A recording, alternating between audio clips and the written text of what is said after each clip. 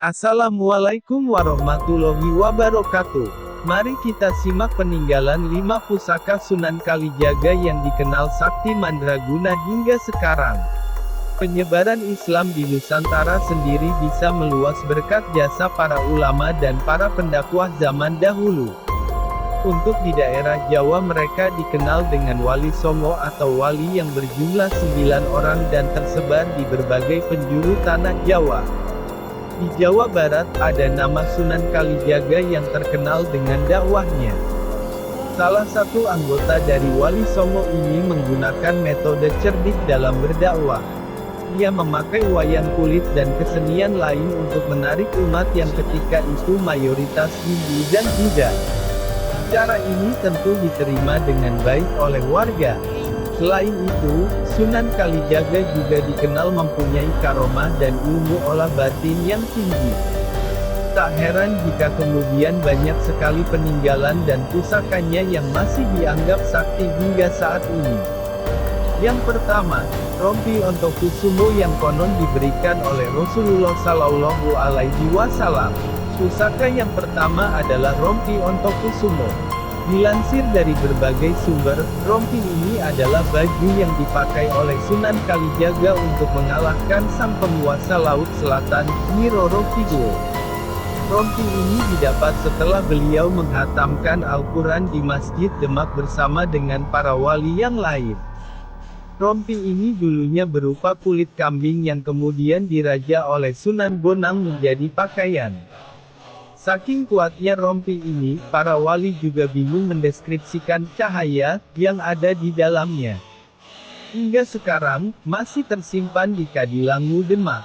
Setiap hari raya Idul Adha, para warga akan melakukan jamasan terhadap rompi Ontokusumo. Kedua yaitu keris Kiai Carubuk yang masih ada hingga kini. Zaman dahulu, masyarakat masih sangat percaya dengan benda-benda pusaka yang punya kekuatan seperti halnya keris. Sunan Kalijaga juga melakukan pendekatan dengan budaya kepercayaan masyarakat akan keris ini. Dalam sebuah kisah, ia sebuah keris yang dinamai Kiai Carubuk. Keris ini dibuat oleh Empu Supamandrani yang masih merupakan sahabatnya dari sebiji besi yang besarnya setara biji asam. Namun anehnya dari besi yang kecil, keris ini juga konon harus dipegang oleh orang yang tepat serta punya kecocokan dengan pemiliknya. Keris Sunan Kalijaga ini dalam sejarahnya berhasil mengalahkan kesaktian dari keris setan kober milik Arya Panangsang kala terjadi pemberontakan di Mataram. Dan yang ketiga api abadi, Merapen di Jawa Tengah. Masih ingat dengan api yang digunakan saat pawai Asian Games bulan Agustus lalu? Nah, itulah api abadi Merapen yang diambil dari Desa Manggarmas, Kecamatan Godong, Kabupaten Grobogan, Jawa Tengah. Api ini tidak pernah padam sekalipun terkena terpaan hujan karena ada gas alam yang keluar dari dalam tanah sehingga ia bisa bertahan terus-menerus.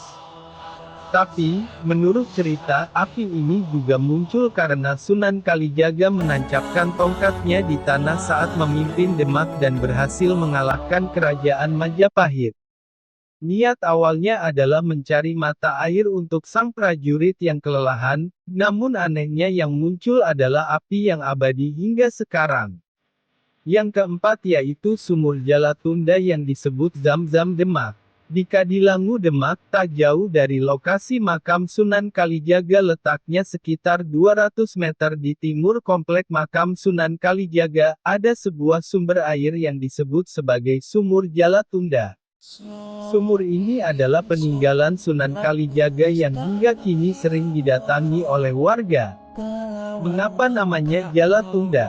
Nah, sumur ini adalah bekas di mana Sunan Kalijaga meninggalkan jalannya ketika mencari sumber air untuk wudhu para wali. Sumur yang disebut sebagai Zam-Zam Demak ini bisa menyembuhkan berbagai macam penyakit. Hanya dengan syarat, saat hendak meminum orang tersebut harus membaca basmalah terlebih dahulu.